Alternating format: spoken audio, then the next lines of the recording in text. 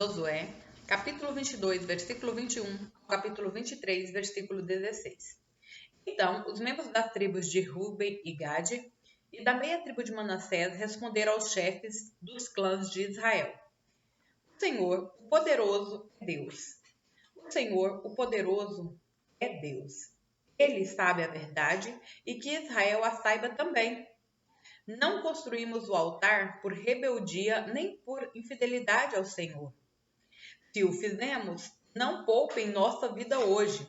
Se construímos o altar para nos afastarmos do Senhor ou para apresentarmos holocaustos, ofertas de cereal ou ofertas de paz, que o próprio Senhor nos castigue. A verdade é que construímos esse altar por medo de que, no futuro, seus descendentes digam aos nossos: Que direito vocês têm de adorar o Senhor, o Deus de Israel? O Senhor pôs o rio Jordão como barreira entre o nosso povo e o povo de Ruben e Gade. Vocês não têm parte com o Senhor. Então seus descendentes poderão impedir os nossos de adorarem o Senhor. Por isso, resolvemos construir o altar, não para oferecer holocaustos ou sacrifícios, mas como testemunho. Ele lembrará os nossos e os seus descendentes de que nós também temos o direito de servir ao Senhor em seu santuário, com holocaustos, sacrifícios e ofertas de paz. Então, seus descendentes não poderão dizer aos nossos: Vocês não têm parte com o Senhor. Se disserem isso, nossos descendentes responderão: Vejam, esta réplica do altar do Senhor que nossos antepassados fizeram. Não é para holocaustos nem sacrifício, é uma lembrança de relacionamento que vocês e nós temos com o Senhor. Longe de nós nos rebelarmos contra o Senhor ou nos afastarmos dele, construindo nosso próprio altar para holocaustos, ofertas de cereais ou sacrifícios. Somente o altar do Senhor nosso Deus, que está diante do seu tabernáculo, pode ser usado para esse fim. Quando o sacerdote Finéias e os líderes da comunidade, os chefes dos clãs de Israel, ouviram o que os membros das tribos de Ruben e Gade e da meia tribo de Manassés disseram, ficaram satisfeitos. Finéias, filho do sacerdote Eleazar, lhe respondeu: Hoje sabemos que o Senhor está no meio de nós, e vocês não foram infiéis ao Senhor, como havíamos imaginado. Ao contrário, livraram Israel de ser destruído pela mão do Senhor. Então, Finéias, filho do sacerdote Eleazar, e os outros líderes deixaram as tribos de Ruben e Gade em Gileade e voltaram à terra de Canaã para relatar aos israelitas o que havia acontecido. Todos os israelitas ficaram satisfeitos, louvaram a Deus e não falaram mais em guerrear contra Ruben e Gade. Os membros das tribos de Ruben e Gade chamaram o altar de testemunho, pois disseram: É um testemunho entre nós e eles de que o Senhor é também nosso Deus. Muito tempo se passou depois de o Senhor ter concedido a Israel descanso de todos os seus inimigos. Josué, agora bastante idoso, convocou todo Israel com seus líderes, chefes, juízes e oficiais e disse: Já estou bem idoso. Vocês viram tudo que o Senhor seu Deus fez por vocês. O Senhor seu Deus lutou em seu favor contra seus inimigos. Eu reparti entre vocês como herança toda a terra das nações que ainda não foram conquistadas, e como a terra das nações que já derrotamos desde o Rio Jordão até o mar Mediterrâneo, a oeste. Essa terra será de vocês, pois o Senhor seu Deus expulsará de diante de vocês os povos que habitam ali. Vocês tomarão posse da terra deles, conforme o Senhor seu Deus lhes prometeu. Por isso, esforça-se ao máximo para cumprir cuidadosamente tudo o que Moisés escreveu no livro da lei. Não se desviem dele nem para um lado nem para o outro. Não se misturem com os povos que ainda restam na terra.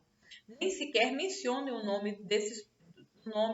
dos deuses deles, muito menos jurem por eles. Não sirvam nem adorem esses deuses, mas apeguem-se firmemente ao Senhor seu Deus, como fizeram até hoje. Pois o Senhor expulsou de diante de vocês grandes e poderosas nações, e até hoje ninguém conseguiu lhes resistir. Cada um de vocês fará fugir 1000 homens do inimigo. Porque o Senhor, seu Deus, luta por vocês, conforme prometeu. Portanto, dedique-se com empenho a amar o Senhor, seu Deus. Mas, Se vocês se desviarem dele, se apegarem aos costumes dos sobreviventes das nações que ainda restam no meio de vocês, e se casarem com eles, e eles com vocês, saibam com certeza que o Senhor seu Deus não expulsará essas nações de diante de vocês. Ao contrário, elas serão isca e armadilha para vocês, chicote em suas costas e espinhos em seus olhos. Vocês desaparecerão para sempre dessa boa terra que o Senhor, seu Deus, lhes deu. Em breve morrerei e irei pelo caminho de toda a terra. Vocês sabem, de todo o coração, que todas as boas promessas do Senhor, seu Deus, se cumpriram. Nenhuma delas falhou. Mas assim como o Senhor, seu Deus, lhe deu as coisas boas que ele prometeu, também fará vir calamidades sobre vocês se lhe desobedecerem. O Senhor, seu Deus, os eliminará completamente desta boa terra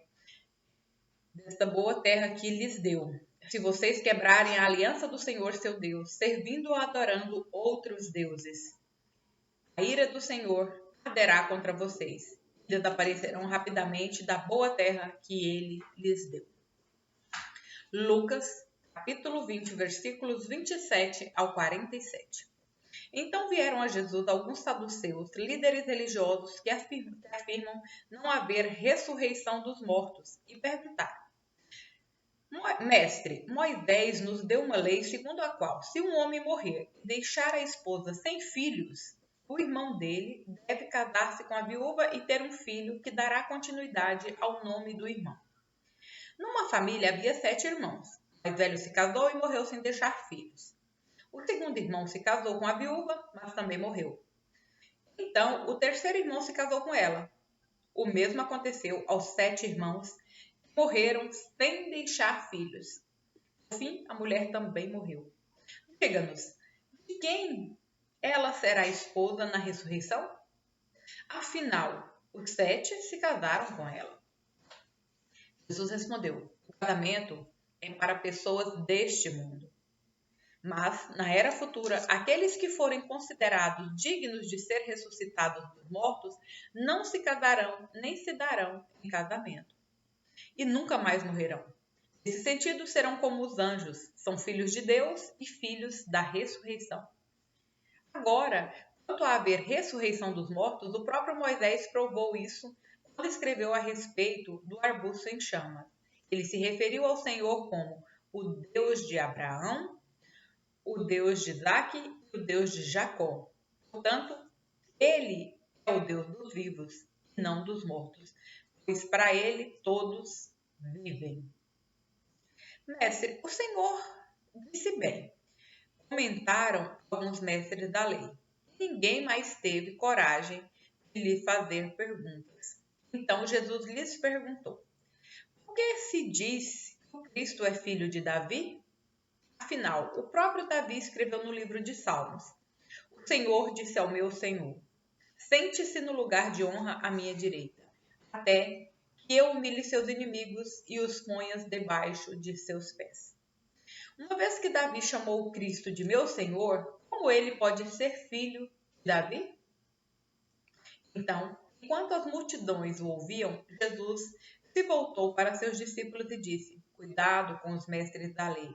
Eles gostam de se exibir com vestes longas e de receber saudações respeitosas quando andam pelas praças. E como gostam de sentar-se nos lugares de honra, nas sinagogas e à cabeceira da mesa dos banquetes. No entanto, tomam posse dos bens das viúvas de maneira desonesta e, depois, para dar a impressão de piedade, fazem longas orações em público.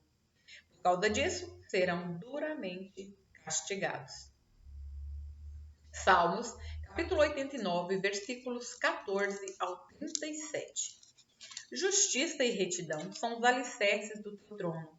Amor e verdade vão à tua frente. Feliz é o povo que ouve o alegre chamado para adorar, pois andará na luz de tua presença, Senhor. O dia todo eles se alegram em teu nome e exultam em tua justiça. Tu és a força gloriosa deles. É do teu agrado nos fortalecer. Sim, nossa proteção vem do Senhor. Ele, o Santo de Israel, nos deu nosso Rei. Muito tempo atrás, numa visão, falaste a teus fiéis e disseste: Levantei um guerreiro dentre o povo e o escolhi para ser rei. Encontrei meu servo Davi e o ungi como meu santo óleo, com meu santo óleo. Com minha mão o firmarei, com meu braço o fortalecerei. Seus inimigos não o derrotarão, os perversos não o dominarão. Esmagarei seus adversários diante dele. Destruirei aqueles que o odeiam. Minha fidelidade e meu amor o acompanharão. Em meu nome ele crescerá em poder. Estenderei seu governo sobre o mar, seu domínio sobre os rios. Ele me dirá: Tu és meu Pai, meu Deus e a rocha da minha salvação. Darei a ele os privilégios de filho mais velho, e ele será o rei mais poderoso da terra. Eu o amarei, lhe serei bondoso para sempre. Minha aliança com ele jamais será quebrada. Farei que ele sempre tenha herdeiros.